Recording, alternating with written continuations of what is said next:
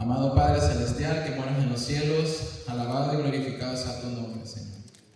Gracias, oh Padre, por la oportunidad que nos das de testificar, Señor, de ti y lo grandioso que eres en nuestras vidas, Señor.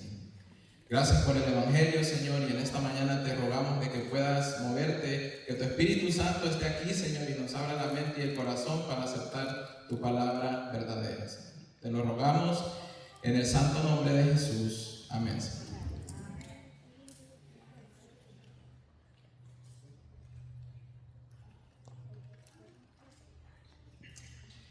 Bueno, hermanos, vamos a comenzar y les estaba comentando sobre la idea del tesoro. Y lo primero que hice, bueno, si Jesús está comparando conocer el Evangelio, conocer el reino de Dios con un tesoro, dije yo, voy a buscar reacciones de personas que han encontrado un tesoro. Y saben que me encontré con este hombre, no sé, aquí es bien famoso, según yo he escuchado, se llama Forrest Fenn. Y dice que en el 2010 él era un coleccionista de arte y comerciante de antigüedades. Y dice que escribió un libro, un poema que contenía 24 versos para encontrar un tesoro verdadero. Él mismo lo iba a esconder. Y dice que ese tesoro, como llevaba monedas de oro, llevaba joyas, llevaba objetos muy valiosos. Y una vez publicado el libro, dice que esto despertó el interés de muchas personas, miles de personas, que incluso hasta murieron. Ustedes pueden leer esa historia de este personaje. Y dice que una persona llamada Jack Stoff lo encontró una década después y sus primeras impresiones fueron estas. Dice, la primera impresión fue alivio profundo porque encontró lo que todos estaban buscando. La segunda fue incredulidad porque no podía asimilar que era real lo que había encontrado. El tercero era la emoción porque fue el mayor logro de su vida. Y el cuarto, la reorganización de su vida, o sea, vendió todo para comprar todo nuevo y hacer una vida nueva.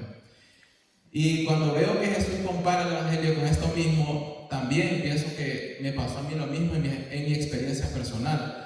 Porque sentí un alivio profundo porque realmente yo necesitaba ayuda y la encontré en Cristo Jesús. Necesitaba consolación, la encontré en Cristo Jesús. Necesitaba amor, lo encontré en Cristo Jesús. Necesitaba descanso para mi alma y todo, absolutamente todo lo encontré en Cristo Jesús. Y tenía esa incredulidad y decía, ¿cómo nunca había conocido un amor tan grande como el de Jesús? Y yo no sé si ustedes se acuerdan la vez cuando ustedes llegaron a los pies de Cristo, se bautizaron. ¿Cómo fue esa emoción que sintieron? Es algo que uno dice, ¿por qué nunca conocí esto? ¿Por qué nunca había conocido este amor tan grande de Cristo Jesús?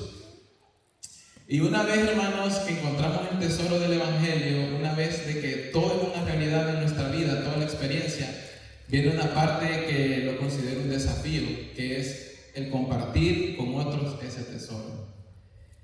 Y esto se vuelve muy interesante, hermanos, porque si se fijan en los evangelios, siempre que Jesús hace un milagro, siempre, ¿qué les encargaba Jesús? No se lo digan a nadie. ¿Y qué es lo primero que hacía la persona? Lo divulgaba a todo el pueblo, porque el tesoro que encontramos no se puede esconder. El tesoro que encontramos en Cristo Jesús, hermanos, es que es muy evidente en nuestras vidas. Y me gusta la manera de cómo también la samaritana, creo que puse una diapositiva, la samaritana iba a buscar una agua literal, una agua para saciar su sed física.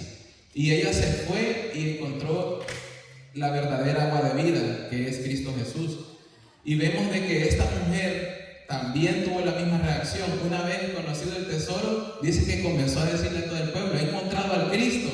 Y que cuando venía Cristo y regresó, venía todo el pueblo detrás de ella. Y ese es uno de los propósitos después de que nosotros encontramos el Evangelio de Cristo. Y saben que desde mi propia experiencia, hermanos, testificar primeramente a los de mi alrededor fue algo muy difícil y muy desafiante. Porque había llevado una vida tan desordenada, hermanos, que a mí me daba pena con las personas que me pasaba hasta 3 días tomando. ¿Cómo yo les iba a dar la hora de Cristo? Con las personas que yo había lastimado, que había dañado, que les había dicho cosas malas, ahora ¿cómo yo les iba a hablar de Cristo? Y me acuerdo que llegué a mi trabajo. En mi trabajo realmente lo que hacíamos era llegar a tomar, no les voy a mentir. Y ya cuando salíamos ya íbamos bien ebrios. Y me acuerdo que las primeras impresiones, después de que recibí el Evangelio, llegué a mi trabajo y yo dije en mi mente, y ahora, cuando ellos me inviten, ¿yo qué voy a decir?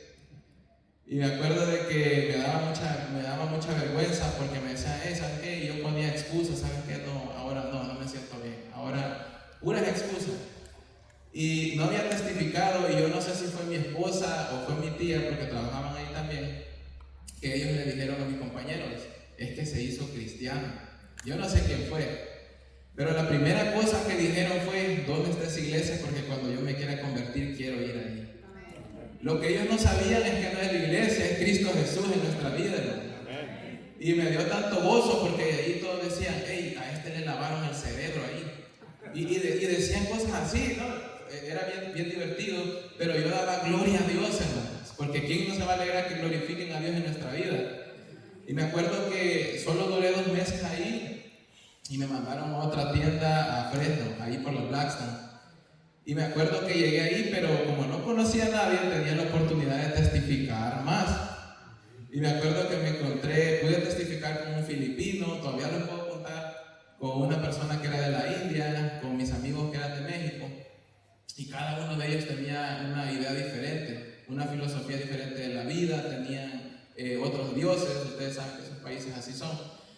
Pero cuando comencé a testificar, hermanos, ellos me decían, ¿quién es ese Dios que tú tienes? Porque uno me decía, oh, nuestro Dios nos reencarna, nuestro Dios nos hace aparecer en animales y todo eso. Yo le decía, hermano, cuando tú crees en Cristo Jesús, ten la seguridad de que vas a resucitar otra vez, no vas a resucitar en un animal, no vas. Realmente Cristo Jesús, de Él en el mundo, y Él nos crea a todos nosotros. Y me acuerdo de que comencé a testificarles, y me gusta mucho porque a veces nosotros buscamos, ¿cómo les puedo decir?, ocasiones para compartir el Evangelio, y se nos hace difícil. Pero en mi caso, en mi propia experiencia, Dios mismo me ponía a las personas. Y me acuerdo que yo ya lo hacía intencionalmente y me ponía a leer un libro y ellos me decían, ¿qué estás leyendo? Y yo decía, aquí es la oportunidad. Porque siempre le pedía a Dios y le decía, dame la oportunidad para compartir tu Evangelio. Cuando terminé de compartir el Evangelio con todo mi grupo de trabajo, me movieron a orar para Madera. Esto es muy interesante, ¿no? Cómo Dios trabaja en nuestra vida, porque el propósito siempre es que la gente glorifique a Dios en nosotros. Me mandaron para Madera.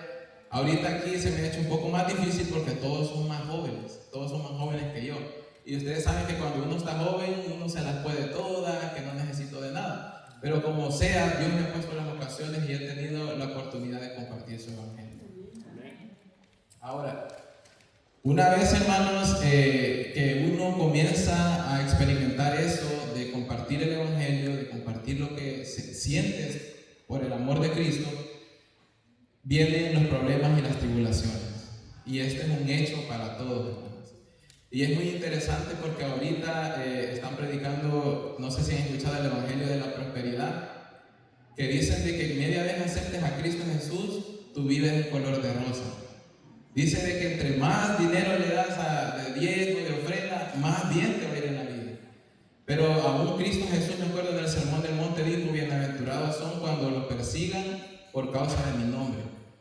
Y también 2 de Timoteo 2:13 nos dice que todo aquel que quiera vivir piadosamente, ¿qué pasa? Va a padecer persecución. Y esto es un hecho porque cuando uno acepta a Cristo y quiere compartir las experiencias, nosotros estamos alegres, nuestras familias están alegres, pero hay alguien que no está alegre, que es Satanás. Y por eso dice en Efesios, vamos a ir a Efesios 6:12.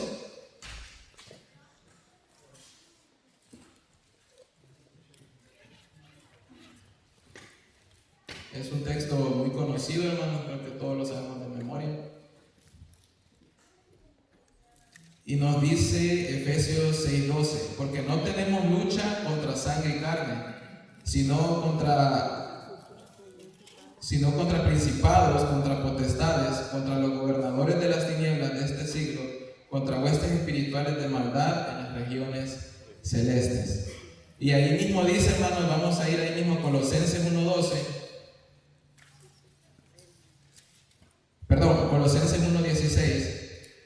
Y miren lo que dice ahí, muy interesante. Dice, porque en Él fueron creados todas las cosas, las que hay en los cielos y las que hay en la tierra, visibles e invisibles, sean tronos, sean dominios, sean principados, sean potestades, todo fue creado por medio de Él y para Él. Y siempre tenemos que tener esto en mente, hermanos. En mi caso yo siempre lo tengo, que nuestra lucha es contra principados y potestades, es contra Satanás y sus ángeles.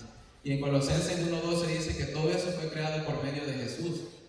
Por lo tanto, debemos de tener la seguridad de que ¿quién es más poderoso, el creado o el creador? El creador, ¿verdad? Tenemos esa seguridad de que contamos con Él. Y puse esta imagen porque es muy interesante. Nosotros vamos a decir de que somos todos los discípulos. Esta historia está en Marcos 4, del 35 al 40, cuando Jesús le dice a sus discípulos: pasemos al otro lado. Y dice que se viene una gran tempestad. Y si se fijan, todas esas personas eran diestros en el mar. No eran personas que era primera vez que viajaban, eran pescadores. Pero lo que me gusta, y esto lo vi en una lección y me impactó tanto, es de que aunque estemos con Jesús en la barca, los problemas y las dificultades van a estar ahí.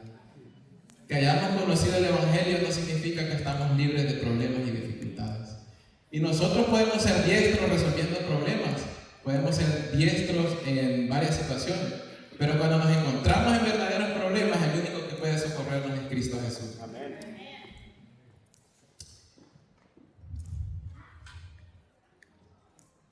Ahora, otro de los problemas muy interesantes que pasan después de conocer el Evangelio, estaba viendo yo, había sacado unas, ¿cómo se dice? Estadísticas de acá en Estados Unidos, y dice que los primeros problemas que se dan es la presión social y la presión familiar. Son los problemas que se dan después de conocer el Evangelio. Pruebas de fe y pruebas de duda, persecución o discriminación, conflicto espiritual y desánimo por expectativas irreales, pensar que todos los problemas desaparecen inmediatamente al convertirse.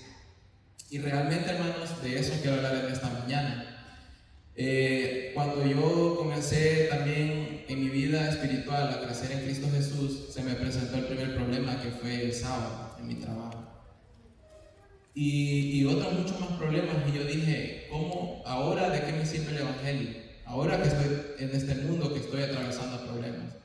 Porque realmente el Evangelio tiene muchas, pero muchas promesas a futuro. Vida eterna, no dolor, como vimos hoy en la lección. Pero en este mundo comenzamos a tener problemas después de eso. Y es por eso que quiero hablar de eso. Y quiero hablar de 3 seguridades que nos ofrece el Evangelio para todo el cristiano. Y quiero que las repitan conmigo, hermanos. Son estas 3. Provisión, protección y propósito. Estas 3 seguridades nos da Jesucristo siempre que tenemos problemas en este mundo. Y miren esta cita que traigo, está en el libro Ministerio de Curación, Ayuda en la Vida Cotidiana. Y miren lo interesante que dice acá. Las pruebas y los obstáculos son los métodos de disciplina que el Señor escoge y las condiciones que señala para el éxito. El que lee los corazones de los hombres conoce sus caracteres mejor que ellos mismos. Él ve que algunos tienen facultades y aptitudes que bien dirigidas pueden ser aprovechadas en el adelanto de la obra de Dios. Su providencia los coloca en diferentes situaciones y variadas circunstancias para que descubran en su carácter los defectos que permanecían ocultos a su conocimiento. Les da la oportunidad para enmendar estos defectos y prepararse para servirle. Muchas veces permite que el fuego de la aflicción nos alcance para purificarnos. Porque cuando atravesamos pruebas, hermanos, lo primero que sale a luz es nuestro verdadero carácter. Y hay algo muy interesante que está en Deuteronomio, se me olvidó agarrar la cita, pero dice que Dios prueba el corazón para saber lo que hay en él. Y eso es lo que pasa en las pruebas. Es muy interesante porque me estaba acordando que cuando el pueblo de Egipto salió de Israel y tuvo su primera prueba, lo primero que dijo fue: ¿está Dios entre nosotros? Y esa es una pregunta de que nosotros tenemos que tener la seguridad que Él está con nosotros. Y me gusta mucho que después del Evangelio, como les decía, tenemos un propósito. Vamos a ir ahí mismo a Efesios. Efesios capítulo 2, versículo 8. Y me gusta cómo Pablo dice: vamos a arreglar esto de una vez por todas. Y les dice realmente el evangelio puro aquí en la carta de los Efesios.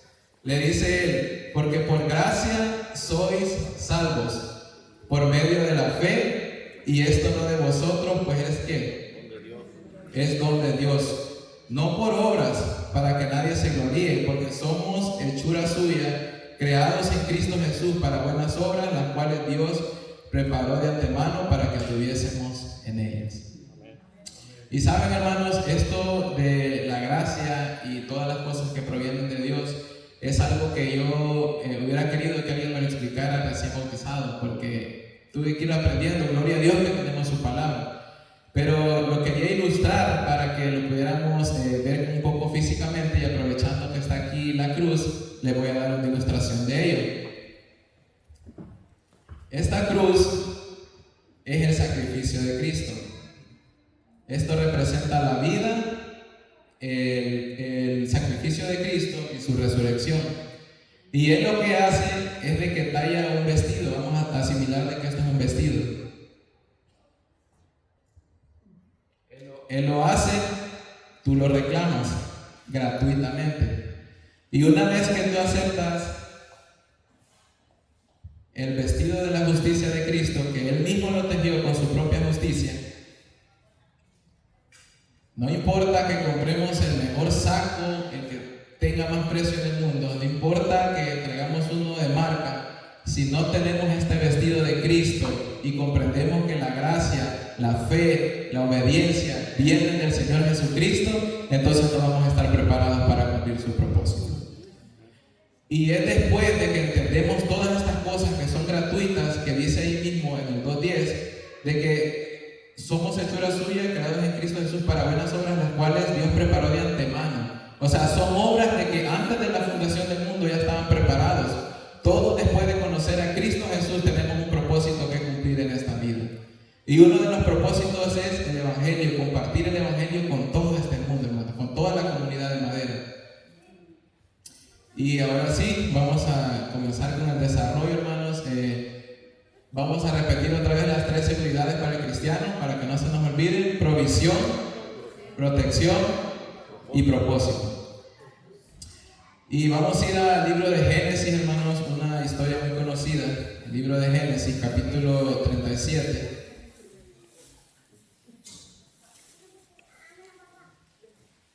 Génesis, capítulo 37. Y saben, la biografía de José, vamos a hablar ahora de José. La biografía de José es una de las más completas que están en el Pentateuco, si se fijan. Tenemos muchas historias, pero la de José nos relata desde su nacimiento hasta cuando entierran sus huesos y le dan su heredad y todo eso. La historia de José también está muy bien estructurada, hermano, y eso me encanta de esta historia, porque cada etapa de José está estructurada como un manto. Si se fijan, aquí podemos ver los 3 mantos de José. El más conocido, que es el de colores. Tenemos el segundo cuando estaba en la casa, en la casa de Potifar. Y tenemos el tercero cuando él lo ponen como gobernador de Egipto. Y es muy interesante cómo está estructurada esta historia, porque también cada etapa de la vida de José tiene 2 sueños. Los primeros 2 sueños los tiene con su familia. Los siguientes 2 sueños los tiene cuando está en la cárcel. Y los últimos 2 los tiene cuando ya va a ser gobernador de Egipto. Y me gustaría que vayan conmigo a Génesis 37. Vamos a leer desde el 1 al 5. Génesis 37, del 1 al 5. No los puse, fue intencional para que abramos la Biblia, ¿no? Y dice la palabra de Dios, ya lo tienes, si lo tienes bien muy fuerte. Amén. Dice, desde el 1, habitó Jacob en la tierra donde había morado su padre, en la tierra de Canaán. Esta es la historia de la familia de Jacob. José, siendo de edad de 17 años, apacentaba las ovejas con sus hermanos.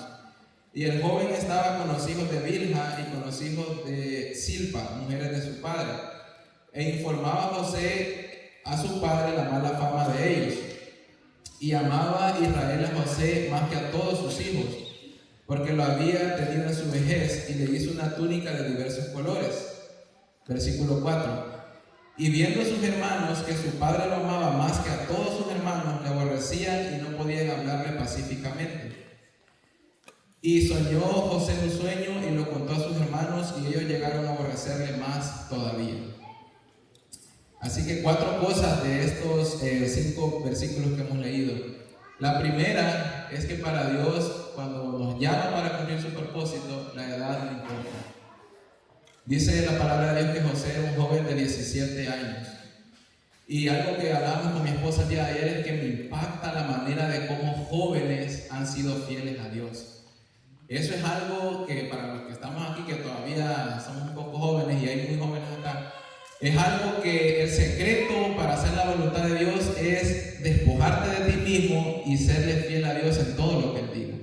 Porque yo le decía a mi esposa, si hubiera tenido la mentalidad del Evangelio cuando yo tenía 16 años, todo hubiera sido diferente. Pero el secreto está aquí. El secreto está en de que mi voluntad yo se la pongo a Dios para que Él maneje mi vida completa. Porque no es lo mismo tener problemas sin Dios que tenerlos con Dios. Y eso es lo primero que tiene este texto, que dice que José tenía 17 años. Lo segundo que me llama la atención es de que yo no sé aquí, yo vengo de una familia disfuncional, lastimosamente.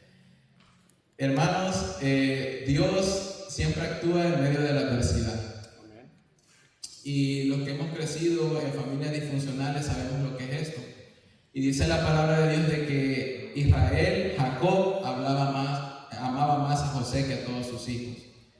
Y esa es otra de las cosas, hermanos, de que Dios es un experto en cambiar todos esos errores que cometemos como padres, o que cometieron nuestros padres, para hacerlos bendiciones para su gloria.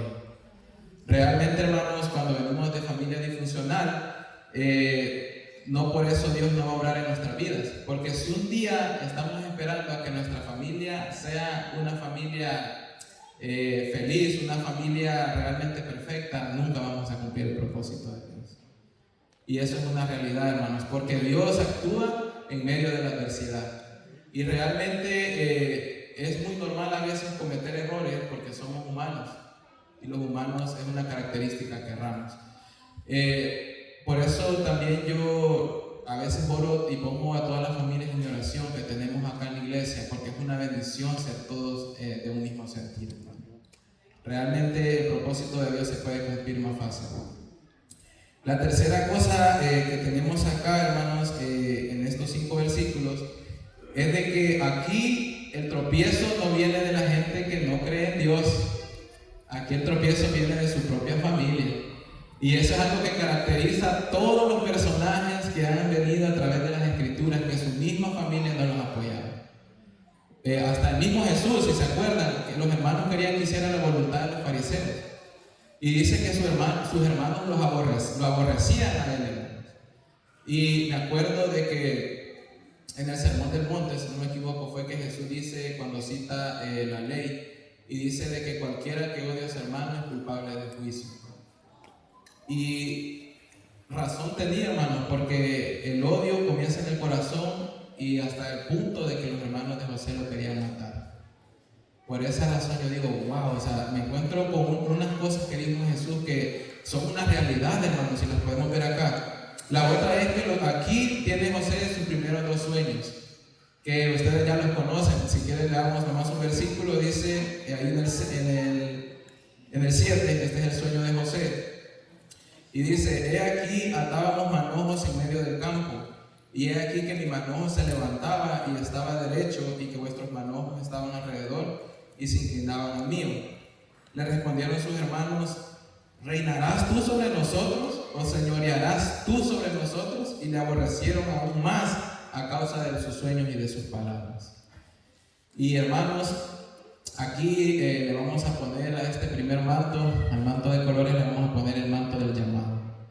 El manto del llamado, hermanos, yo creo que es la etapa que yo estoy viviendo ahorita también, que Dios tiene un propósito para cada uno de nosotros, pero que a veces no entendemos cuál es el propósito. En el buen sentido de la palabra, a veces queremos servir, queremos cantar, queremos predicar, queremos enseñar, queremos ser diáconos, Pero Dios aquí vemos que a José le da 2 sueños y ya los sueños estaban preparados de antemano para José. Así que en esta etapa, si se fijan, José no puede todavía interpretar sueños, todavía no se le ha dado ese don.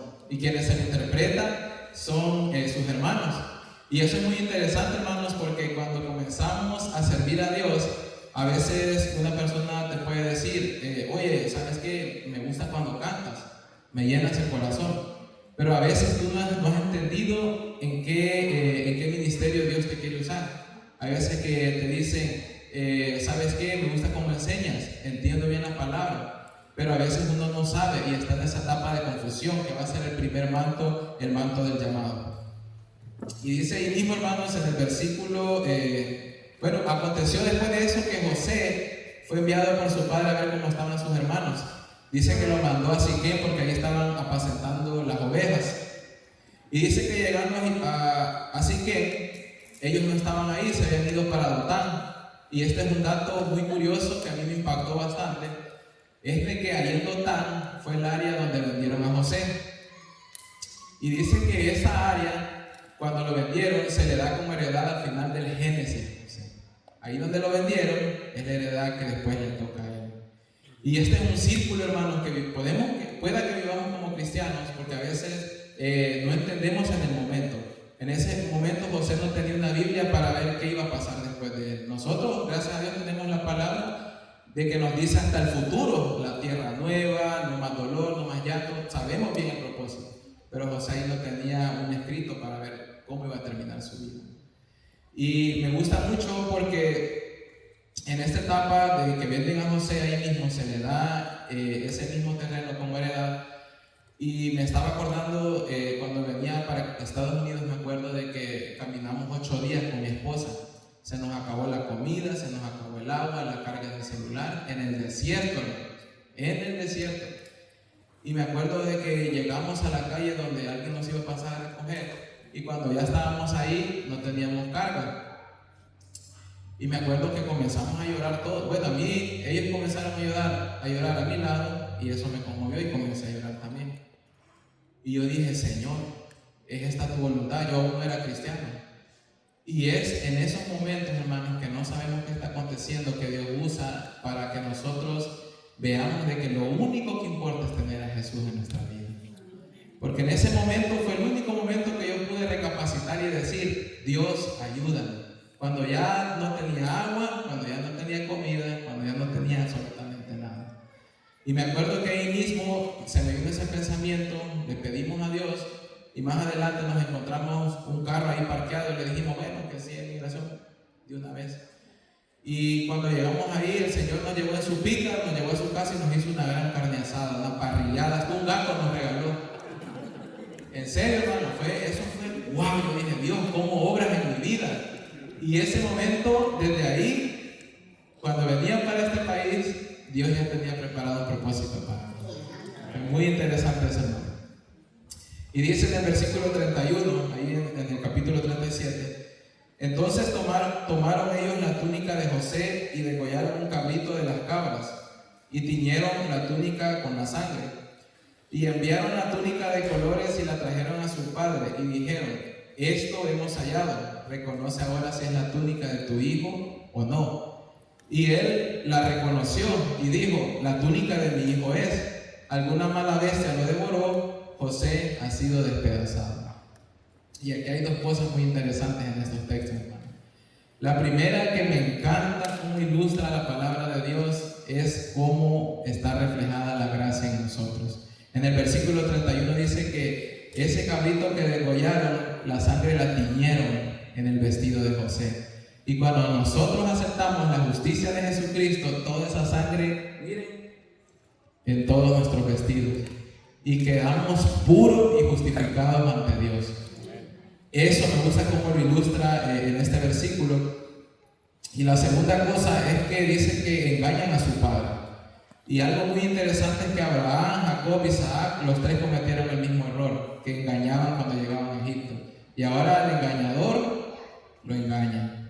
Y esto es muy interesante porque nosotros como padres, lo que hagamos van a ser nuestros hijos, es lo que yo le digo a mi esposa. Si yo grito, Antonella va a gritar. Si yo corro, bueno, que anda corriendo ahí, ¿no? Pero si yo corro, si yo trato mal a mi esposa, si yo no soy cortés con los demás, es lo que van a hacer mis hijos conmigo. Bueno, vamos a seguir, vamos a pasarnos al capítulo 39, porque el 38 es un paréntesis ahí, es otra historia. Pero en el 39, hermanos, comienza ahora la segunda etapa de José, que va a ser el manto que vemos acá en medio. En esta etapa, hermanos, es muy interesante porque José va a ser probado. Su integridad va a ser, vamos a ver si realmente su obediencia es genuina o no es genuina. Y miren lo que se nos da en el versículo 1 del capítulo 39, dice: llevado pues José a Egipto, Potifar, oficial de Faraón, capitán de la guardia, varón egipcio, lo compró de los ismaelitas que lo habían llevado allá. Y algo muy impactante es de que Dios, aunque sabía de antemano todo lo que iba a pasar José, no dejó que lo comprara cualquier persona. Lo dejó que lo comprara el oficial de la guardia, el de Faraón. Y esto es muy interesante porque puede que pasemos problemas, pero antes de eso, Dios ya tiene la solución. Él ya sabe cómo obrar a través de esos problemas que vamos a ir teniendo en la vida. Y dice el versículo 2: mas Jehová estaba con José y fue varón próspero y estaba en la casa de su amo el egipcio. Versículo 3: y vio su amo que Jehová estaba con él y que todo lo que él hacía, Jehová lo hacía prosperar en su mano. Así halló José gracia en sus ojos y le servía, y él le hizo mayordomo de su casa y le entregó en su poder todo lo que tenía. Y el versículo 2 dice: mas Jehová estaba con José. Y a veces uno en las dificultades, en los problemas, en los problemas que tenemos entre el matrimonio, amigos, familia, decimos: ¿de verdad Dios está conmigo? Porque dice acá que José acababa de ser vendido, acababa de dejar a su familia atrás y ahora estaba como esclavo, lo habían vendido. Y yo me pregunto, ¿Jehová estaba con José ahí? Pues ahí dice la Biblia que sí estaba. Así que si tú o yo te estás pasando dificultades, déjame decirte que Dios está con vos y Dios está conmigo. Esta es una seguridad. Y José únicamente podía atravesar estos problemas porque tenía la provisión, ¿la qué? La protección y el propósito de Dios. Así que ahí mismo, continuando, hermanos, vemos de que el oficial de la guardia hace mayordomo a José. Y me encanta mucho esto porque realmente dice que el capitán de la guardia vio que su casa había sido bendecida por causa de él. Y yo creo que aquí habemos muchos, hermanos, de que estamos en trabajos, estamos en negocios, y Dios está bendiciendo esos lugares porque estamos ahí. Porque Dios está con nosotros. Por esa razón es que, y ese es uno de los propósitos de Dios, el primero que dijimos, dar a conocer el nombre de Dios a través de nosotros. Eso me impacta de este texto. Pero luego que el mayordomo le da a José todo bajo su mano, ahí viene el problema. Ahí la integridad de José va a ser probada. Y dice la palabra de Dios de que también la esposa de Potifar quería ser parte de todas esas cosas que Potifar le había dado a José. Y ahí quiero que se fijen las tres maneras de operar de Satanás. Primero, dice que la esposa comenzó a decirle: duerme conmigo. La primera manera de operar de Satanás es la tentación. Y son en estos momentos donde debemos de mantenernos más fieles a Dios. La segunda es la fuerza, porque dice que cuando José no quiso acceder a dormir con ella, lo agarró por la fuerza. Y ahí es donde pierde el segundo manto que vemos. Pobrecito José, porque siempre que le daba mundo alguien se lo arrebataba. La tercera es el chisme. Y esto es muy interesante porque Satanás no logró nada contentar a José con la esposa de Potifar. No logró nada forzajearlo, y ahora viene la tercera parte, que es el chisme. Y dice de que en el versículo, en el 14, de ahí de 39, dice: llamó a los de la casa, esta es la esposa de Potifar, y les habló diciendo: mirad, nos ha traído un hebreo para que hiciese burla de nosotros. Vino él a mí para dormir conmigo y yo di grandes voces. Así que esta es la tercera manera de operar de Satanás, hermanos. Y cuando estábamos leyendo eso con mi esposa, vimos el texto que está en el capítulo 9, del versículo 9, 39:9. Y escuchen lo que dice José acá, cuando la mujer lo está tentando para que duerma con él. Dice: no hay otro mayor que yo en esta casa, y ninguna cosa me ha reservado sino a ti, por cuanto tú eres su mujer. ¿Cómo pues haría yo este grande mal y pecaría contra Dios? Y este era el secreto de José, que su voluntad, él no hacía lo que él quería, sino toda su voluntad había sido depositada en los brazos de Dios. Y es muy interesante porque podemos ver esta historia también. Me decía mi esposa el otro día, así tenía que haber contestado Eva cuando tuvo la tentación. Y es muy interesante porque es cierto, José tenía todas sus manos y solo una cosa no tenía que tocar, que era la esposa de Potifar. Y me gusta mucho la pregunta retórica que él hace. No es una pregunta buscando una respuesta, es una pregunta que ya tiene una respuesta obvia. Porque dice: ¿cómo yo haría este gran mal y pecaría contra mi Dios? Hermanos, es mi deseo de que cada vez que tengamos una tentación, que nos salga un chisme o que quiera ganarnos a Satanás por la fuerza, digamos esto mismo: ¿cómo pues haría yo este gran mal y pecaría contra Dios? Bueno, y en esta etapa, hermanos, del segundo manto, ahí mismo dice de que después de que él pasó por todas estas pruebas, en esta etapa que somos probados, no importa lo que hagamos, vamos a terminar en la cárcel. Porque esta es una manera de cómo ese caminar va a ayudarnos a profundizar con Dios y a hacer su voluntad. Y dice ahí en el versículo 21 del 39: pero Jehová estaba con José y le extendió su misericordia y le dio gracia en los ojos del jefe de la cárcel. Y aquí ya vienen los segundos sueños de José, que son otros dos, pero estos dos tienen un diferente significado. Y muy interesante porque estaba meditando en ellos y tienen esos sueños tienen una interpretación muy profética, pero en esta etapa José dice de que entra a la cárcel y ahora los dos, el copero y el panadero de Faraón, delinquieron contra él. Y dice que los metieron en esa cárcel ahí mismo donde estaba José. Y es lo que le decía, Dios, la providencia de Dios siempre va a guiar nuestra historia cuando nosotros pongamos nuestra voluntad en Él. Y dice ahí de que el primero llegaron los dos a estar ahí en la cárcel donde estaba José. Y vamos a pasarnos ya al capítulo 40, versículo 8. Después de que ellos tuvieron el sueño, dice que ellos le dijeron a José: hemos tenido un sueño y no hay quien lo interprete. Entonces les dijo José: ¿no son de Dios las interpretaciones? Contádmelo ahora. Y hermanos, esto es algo tan hermoso porque Dios nunca está tarde y Dios nunca está temprano. A su tiempo, Dios comienza a dar habilidades y dones espirituales. Y vemos acá que José de la nada ya sabe interpretar sueños. Y yo digo, wow, o sea, como José ya sabe que Dios es el Dios que interpreta sueños. Y una vez que él sabe y recibe esos dones espirituales de parte de Dios, le dice que uno va a ser restituido a darle la copa nuevamente al faraón y el panadero va a ser, le van a cortar la cabeza. Y una vez que él le dice el significado, en el versículo 40 dice: acuérdate pues de mí cuando tengas ese bien, y te ruego que uses conmigo de misericordia y hagas mención de mí a Faraón y me saques de esta casa, porque fui hurtado de la tierra de los hebreos y tampoco he hecho aquí por qué me pusieran en la cárcel. Y en esta etapa, hermanos, pueda que los problemas y angustias que tenemos es algo que naturalmente tenemos los seres humanos.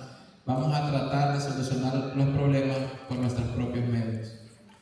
Y vemos que aquí José le dice al copero: acuérdate de mí cuando tengas este bien para que me saquen de la cárcel.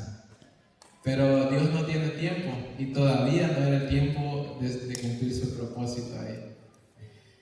Y aquí me gusta mucho. Y me gustaría mucho que en el capítulo 41, versículo 1, comenzara diciendo que pasando 2 semanas o pasando 2 meses, el copero se acordó de José.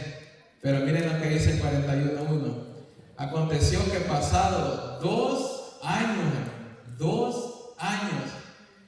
yo me imagino a José y yo me imagino a él que ese tiempo se le hizo eterno.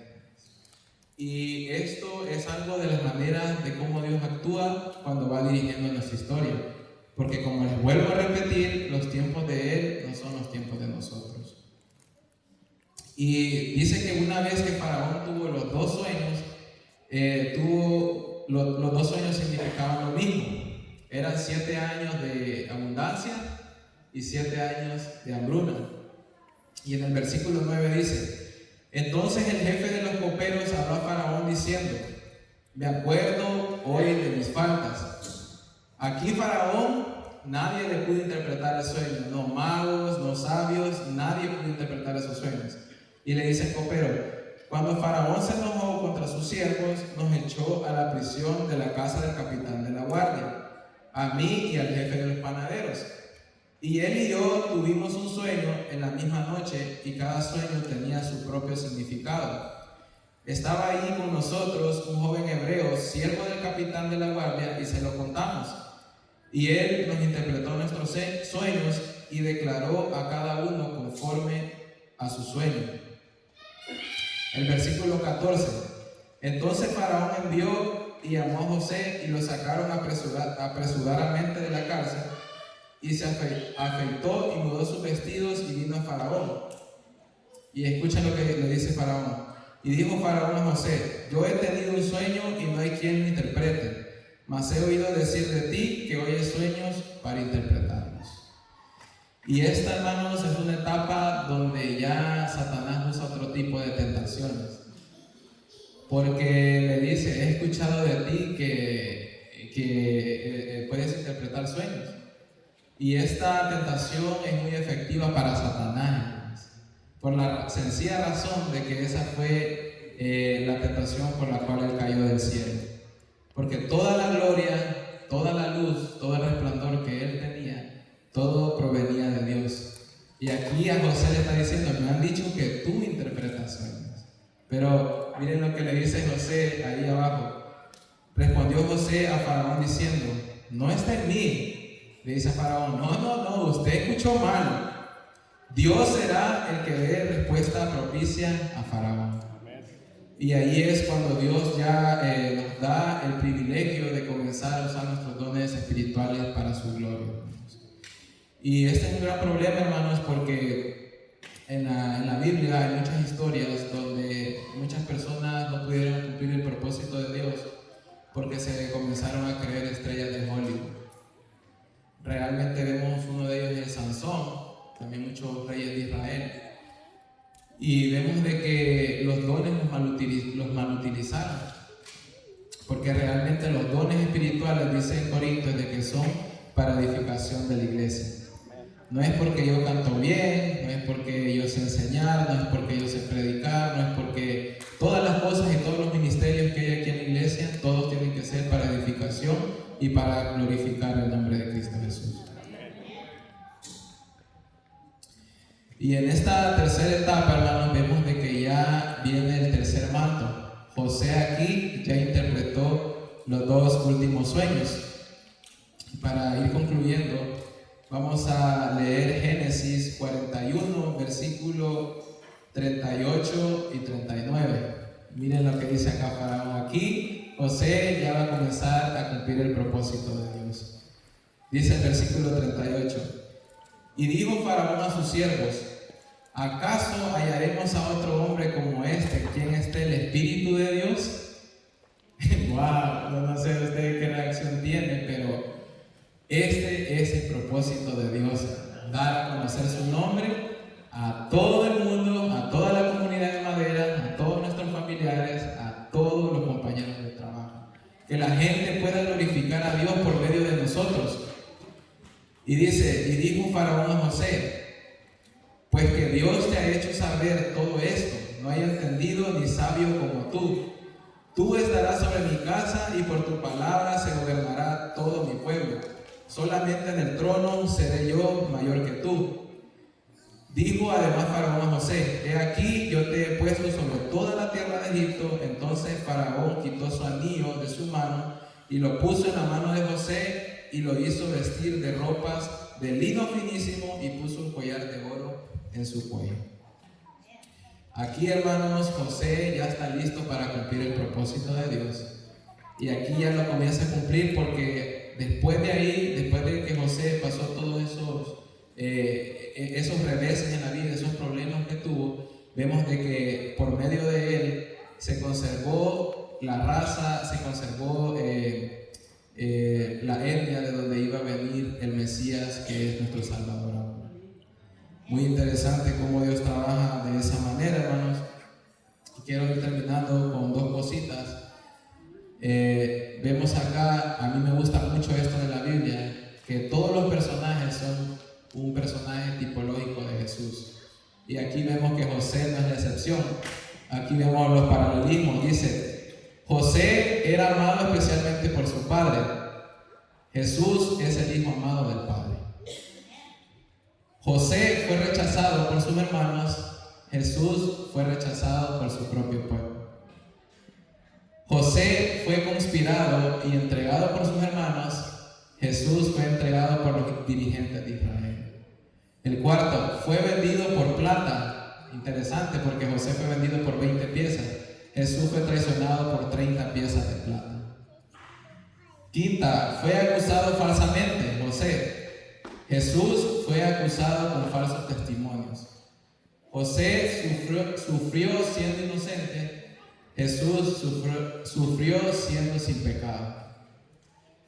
José, puesto entre dos presos, uno fue restaurado y otro murió.